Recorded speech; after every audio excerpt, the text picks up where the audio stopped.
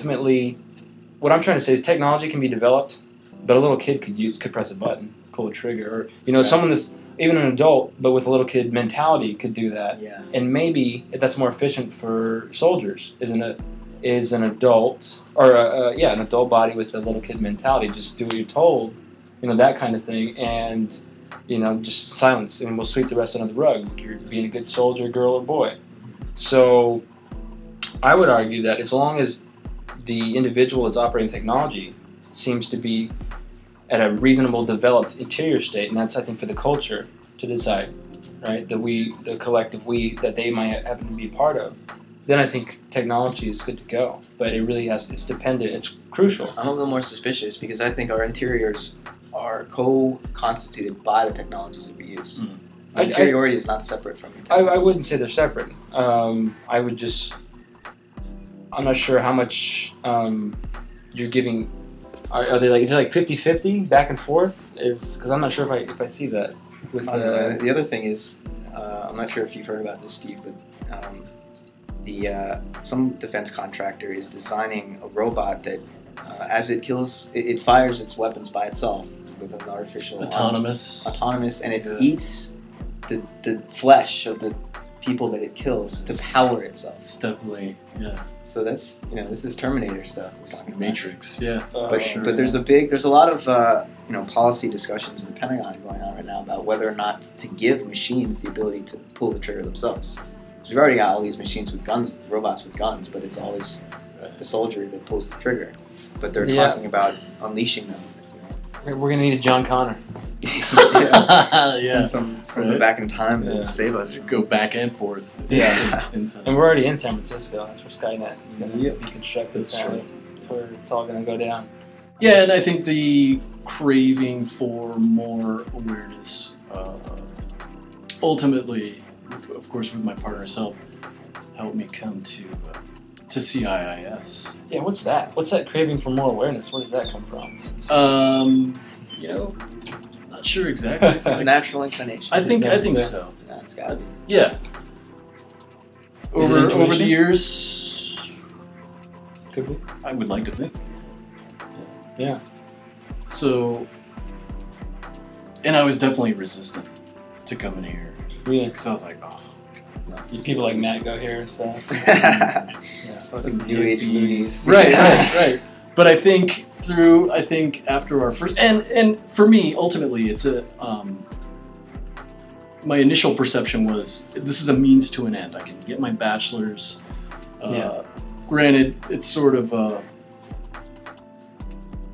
depending on how you look at it, you can go two directions. It's a great program, and you are provided with a BA in interdisciplinary studies, which I think we're still trying to figure out what that is. What it is. A little bit of everything.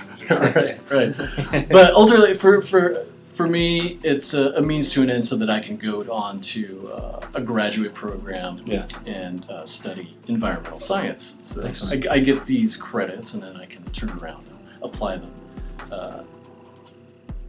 at a graduate school. Yeah. But along the way, I've realized that it's awakened. I mean, it's brought to another level this awakening and awareness. There seems to be a pattern here. A developmental pattern that's like one way. You never really hear too much about people that start caring about the environment that maybe came from like your position. They were in the war machine, whatever part they played, and maybe they decided to go a little bit more caring, compassionate, green, ecological, because they realize how interconnected with the environment we are. You never really hear about the regression of worldviews, like, okay, I'm over that, now I'm really evolved, and I'm back in the war machine, Or do you hear any of that? Does it seem to be a developmental, like one-way kind of process that is unfolding? Like you're older now, I think you would say you have the criterion to judge if you think you're more aware, a deeper individual than your previous self.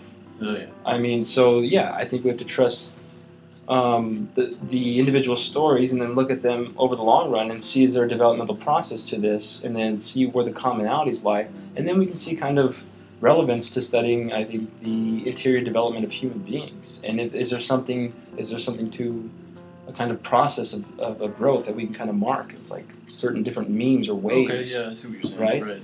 Because I would say you're definitely tapping into another wave of consciousness that's more appreciative of everything around it than a previous kind of wave. This is not to mean, lines of different intelligence. This is a wave. This might be the soil, right, that lets the lines of intelligence grow without it.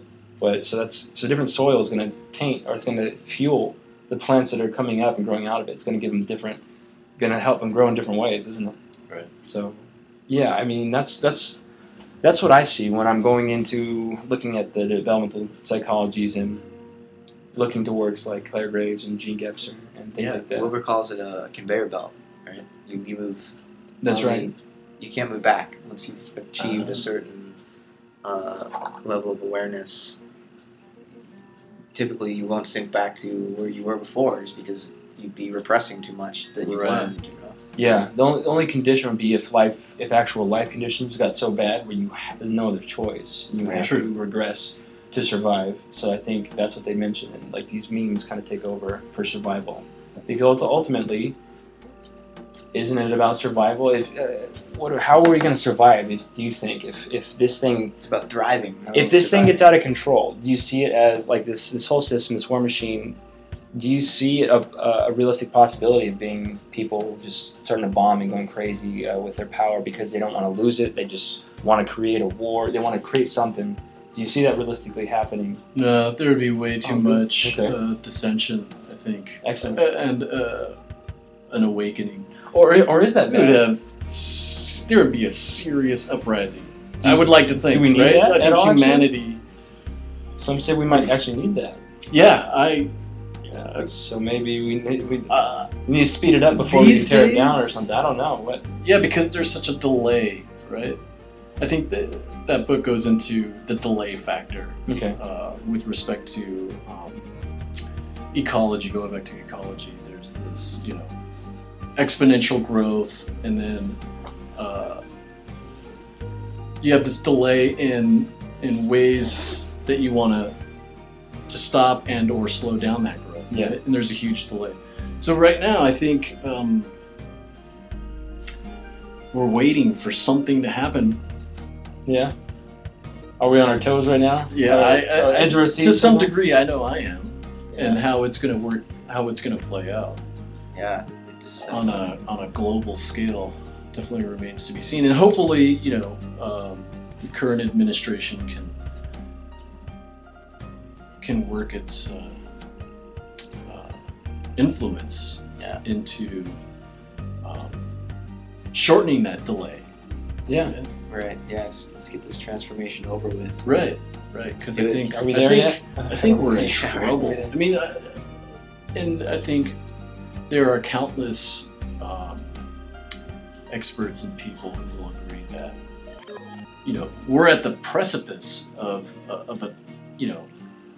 a period where something potentially really, really bad can happen, or we can go in we're at the precipice. Either way, something is going to happen. Are we at that crucial fork in the road? Is we're getting there? We're getting there. If we're not already at the top, we're just about there. Yeah. We're like 29,020 feet on Everest. 29,035 feet, and we'll be there. All right. Well, I guess with that, I think we have a nice, healthy conversation to sum up. Any last words? Any predictions? We'll see. We'll see. Excellent. I think we will see. Yeah. Thanks, guys. Good prediction. Thanks, Steve. Yeah, thanks, Steve, coming on.